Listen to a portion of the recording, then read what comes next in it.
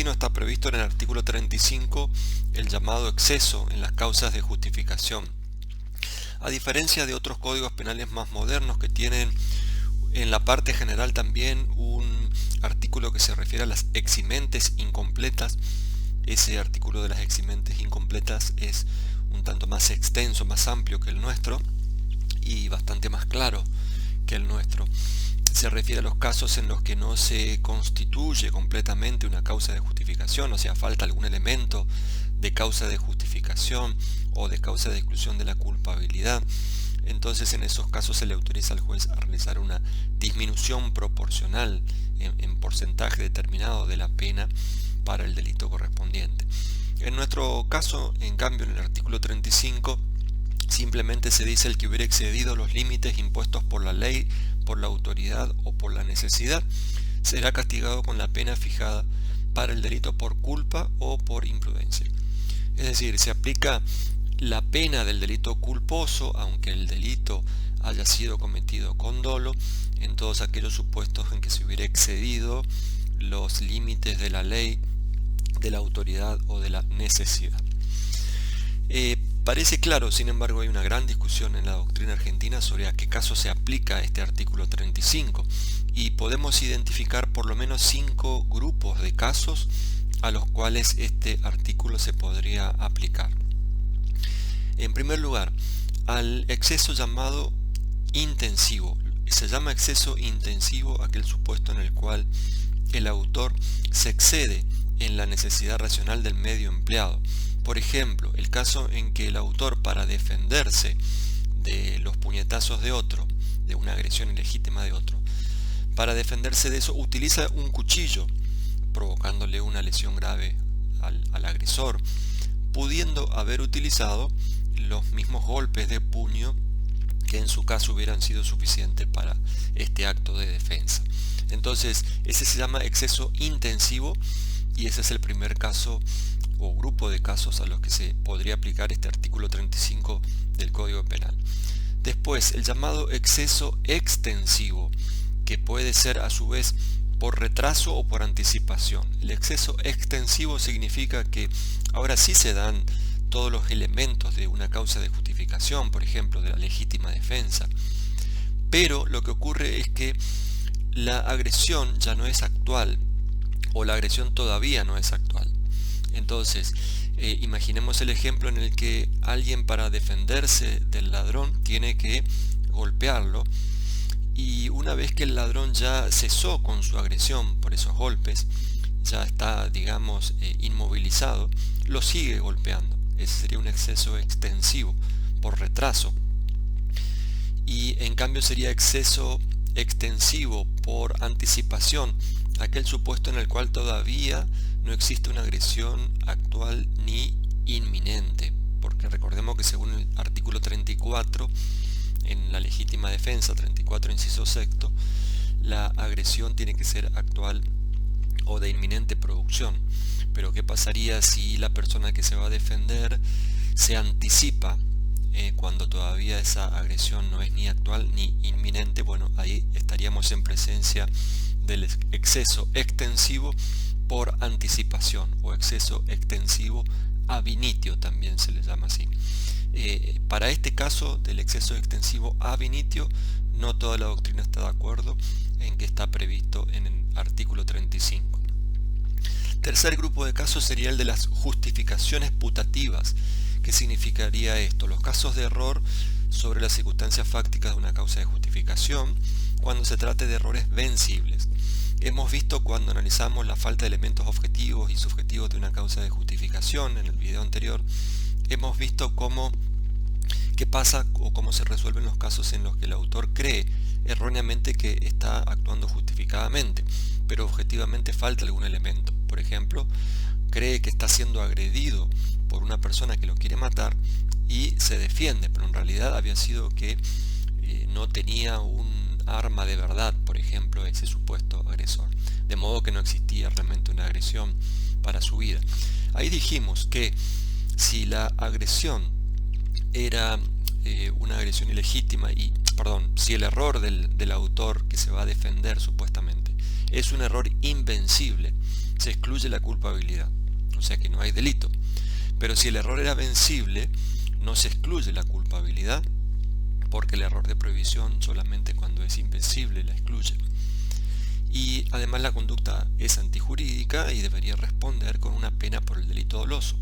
Bien, según un grupo importante de autores en la doctrina penal argentina, desde Enrique Bacigalupo, que precisamente trabajó en una de sus tesis doctorales sobre este tema, para Bacigalupo y muchos otros autores, las justificaciones putativas, o sea, los errores sobre circunstancias fácticas de causa de justificación, cuando son vencibles, llevan a la solución del artículo 35 del Código Penal. O sea que se aplicaría la pena del delito culposo, aunque el delito en sí fuera un delito doloso.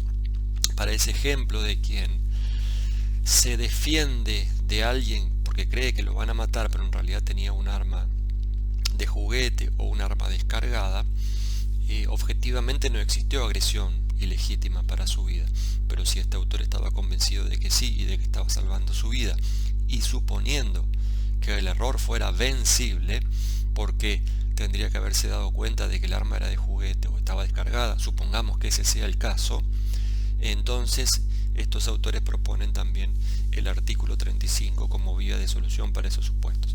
Fíjense, el homicidio es doloso en ese caso, porque el autor sabe que está matando a otro, pero se aplica como una atenuación la pena del artículo 35 del exceso en la causa de justificación para el error de prohibición vencible.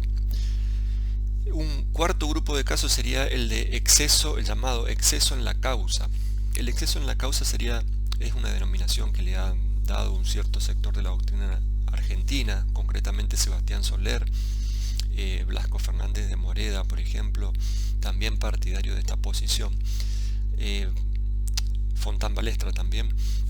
El exceso en la causa sería la legítima defensa imperfecta, es decir, lo que sería una reacción ante una agresión ilegítima con un medio necesario y racional, pero habiendo existido provocación suficiente. El típico ejemplo de estos autores es el del amante que va a tener relaciones en el domicilio conyugal y es sorprendido por el esposo que lo quiere matar, entonces para defender su vida tiene que matar al esposo. Como se dice que ahí hubo una provocación suficiente, esa legítima defensa no está perfecta, falta un elemento, y por faltar un elemento que es la falta de provocación suficiente, consideran que se aplicaría este artículo 35. Para un sector importante de la doctrina penal argentina, este llamado exceso en la causa o legítima defensa imperfecta no estaría incluida dentro del artículo 35. Sostiene que es un caso que debe resolverse como un estado de necesidad exculpante, ya lo vamos a ver a nivel de la culpabilidad. Bien, y por último, un último grupo de casos que se llama de los casos de imputabilidad disminuida por temor o turbación, que para algunos autores de la doctrina también estaría incluido acá. De esta manera pretenden interpretar el artículo 35 como uno de los supuestos de eximentes incompletas de aquellos códigos más modernos, o de interpretarlo de acuerdo a la cláusula de la imputabilidad disminuida que tienen esos códigos y el nuestro no la tiene.